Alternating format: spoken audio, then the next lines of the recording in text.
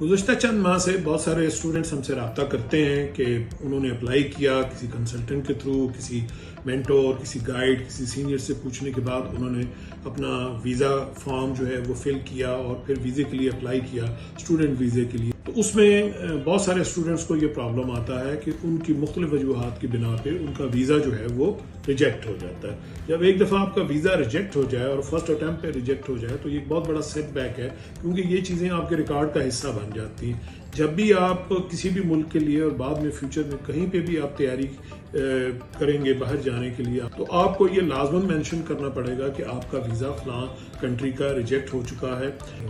तो इसलिए आपसे ये मशवरा है कि जब भी आप किसी से गाइडेंस लें, किसी से मशवरा लें, तो पहली बात यह है कि जो आपका गाइड हो, जो आपका कंसल्टेंट हो, वो एक प्रॉपर